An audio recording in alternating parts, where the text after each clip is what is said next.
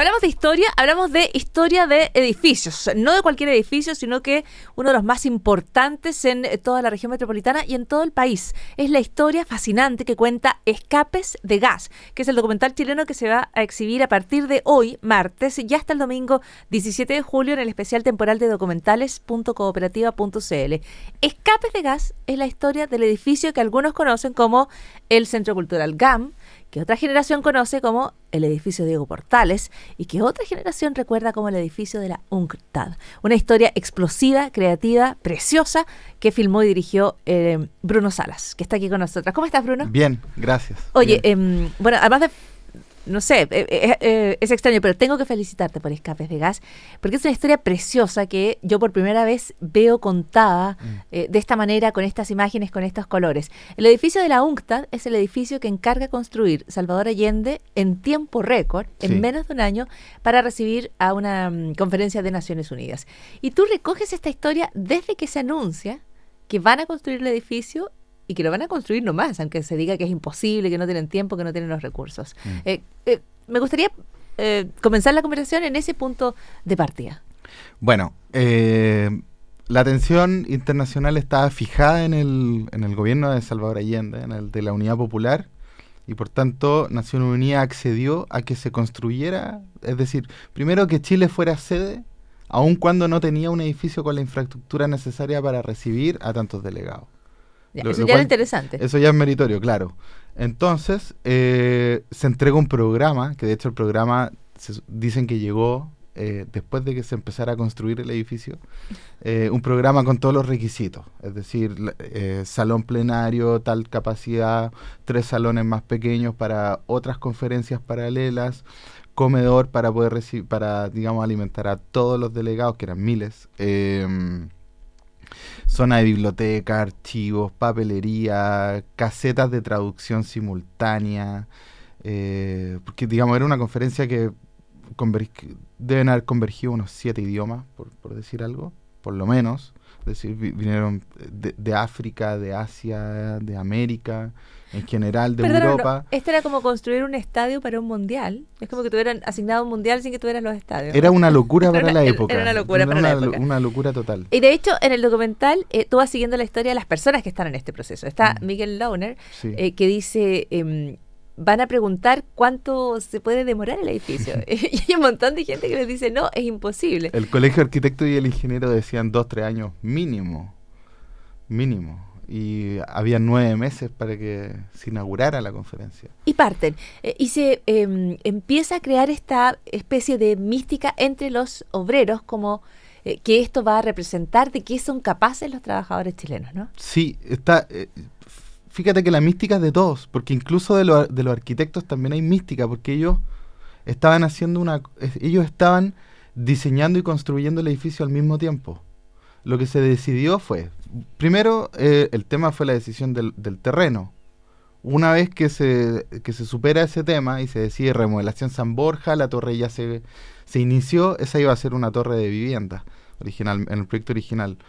Se inicia la excavación, se empiezan a instalar los pilares y el techo, que es la placa de fierro, mientras los arquitectos en paralelo están en la oficina diseñando qué es lo que iba a haber adentro. ¿Cómo seguimos con este edificio? Claro, eso es como finalmente es una construcción épica de todo punto de vista. Pero creo que lo interesante es que no obedece a ese estigma del gobierno de Salvador Allende, que es la noción de utopía. Este edificio es todo lo contrario de una utopía, ¿no? Es, digamos...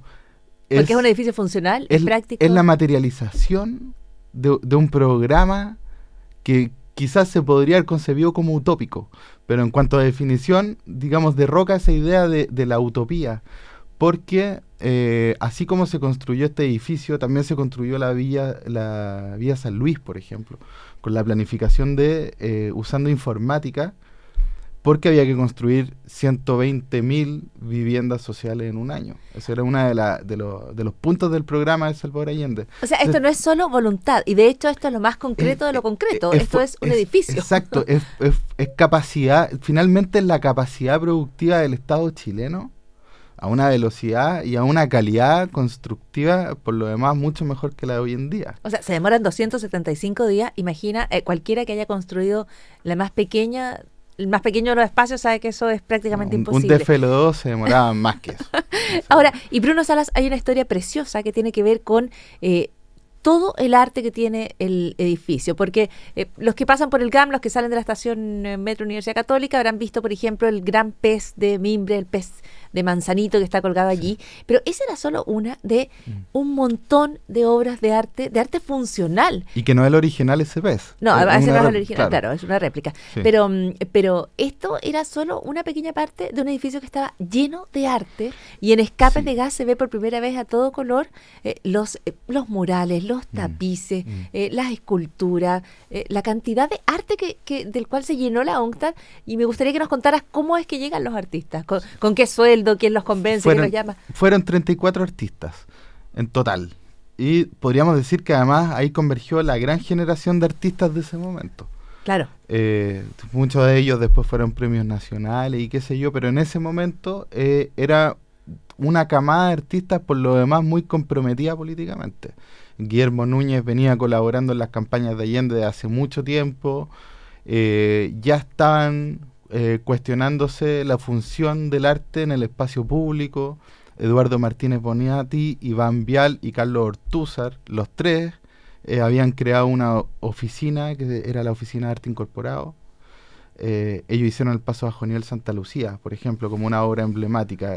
Todo el revestimiento, que hoy día está hecho pedazo, pero que uno es ve, una obra de arte, hay una intención artística incorporada a la arquitectura. Y como dice Bonatti, además una obra de arte para ser experienciada a 35 o 40 kilómetros por hora. Claro, transitada el automóvil cuando no... Exactamente. Okay. Pero además era arte que ya se estaba gestionando en conjunto con la Corporación de Mejoramiento Urbano, la Cormu, y que funcionaba en paralelo a la Corvi. Es decir, el aparato estatal estaba, digamos, creando, ya se había creado, pero es una nueva forma de construcción de proyectos. Y que determinaba una manera distinta de habitar la ciudad, de vivir Totalmente. en la ciudad, o la habría determinado, porque este es un proceso que queda trunco.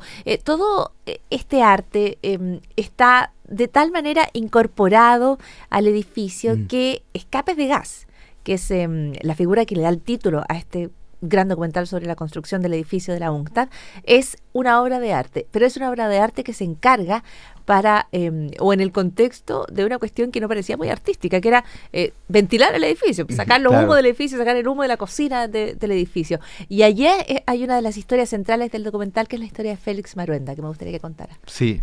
Bueno, Félix Maruenda, a él se le encarga construir la chimenea que tenía por misión evacuar los gases del comedor popular del edificio, que en ese momento iba a ser, digamos, para la UNTAC 3, iba a evacuar los gases de la cocina en la que se iban a preparar los platos para los delegados internacionales del edificio.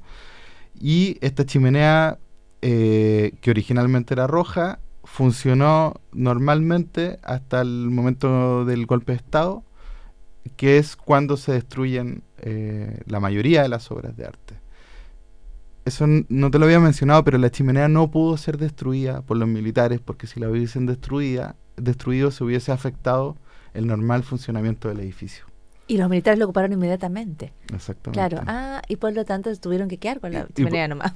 Por eso quedó la chimenea, pero la pintan verde. Verde, para que sea como militar y no sea roja como había sido encargada originalmente. Tal cual.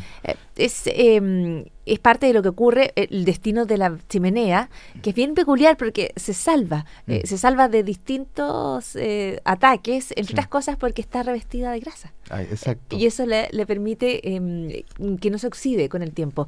Pero la historia de la chimenea es un poco también la historia de todo el arte y el edificio completo, ¿no? Que es, respecto a las obras de arte, desaparecen o son saqueadas, o ¿qué es lo que ocurre con todo eso? Mira, yo he hecho incluso ficción, porque es difícil determinar. Para mí lo más interesante de esto es que en algún momento un militar de mayor rango a un militar de menor rango le tiene que haber dicho: de todos los objetos que hay en este edificio, tú tienes que discernir cuáles son obras de arte y cuáles no. Las que tú consideres obras de arte, hay que desaparecerlas o destruirlas. Eso es lo que tú imaginas que pasó. Por supuesto, porque como era arte funcional, habían elementos como, por ejemplo, la chimenea, los tiradores de las puertas, los vitrales, los bebederos de agua. La fuente de agua. Sí, las jardineras. Es decir, evidentemente no fue destruido porque para los militares, como dice Miguel Maruenda, de muy corto alcance, no pudieron discernir qué era arte y qué no, o qué era mera decoración y qué no. De hecho, es tan paradigmático que, por ejemplo, la obra de Venturelli, que es una pintura muy grande y además con una estética como realismo socialista, se transformó en la favorita de Pinochet, siendo Venturelli de todos los artistas quizás el más comprometido políticamente, así, por lejos, un gran activista que de hecho con vinculación con China, él es el creador acá en Chile del Instituto Chino de la Cultura. Bruno Salas, esta historia solo mejora, tiene tantas ramificaciones. Y esa obra, por ejemplo, se transformó en una favorita. No obstante, por ejemplo, el arte abstracto en general fue destruido o desaparecido del edificio. Hay una fuente que estaba afuera, preciosa, de agua, de Carlos Ortúzar. De inspiración mapuche, es espectacular. Yo no adhiero a esa teoría en todo caso. ¿Tú no crees que sea...? No, yo creo que esa obra tiene que ver con la idea del tercer mundo, o más bien del cuarto mundo. Porque esta era la Conferencia Internacional de Naciones Unidas de Naciones Unidas para los países en desarrollo y del tercer mundo. Ese fue como y el tercer mundo fue como la bajada que se le agregó a esta conferencia internacional, pero Carlos Ortúzar lo que plantea con esa obra es la idea del cuarto mundo. Ese cuarto mundo es la vía chilena al socialismo, es una experiencia nueva finalmente. Wow. Por eso la configuración geométrica de esa obra, que es algo complejo de desglosar y qué sé yo, pero tiene que ver con eso. ¿Y dónde está? Esa no tengo idea. Desapareció. Eso de haber pesado 3 toneladas, no sé cómo se hicieron de eso. La historia de estas obras de arte de Nemesio Antunes, hay un estacionamiento de Nemesio Antunes y se puede, o sea, un trabajo que él hace en un estacionamiento. Fíjate, la obra que hizo Nemesio Antunes es la entrada del comedor popular. Que además funciona allí en el mismo edificio para darle vida en cuanto termina la conferencia. Sí. Bruno Salas, hay millones de historias en torno a la construcción de este edificio.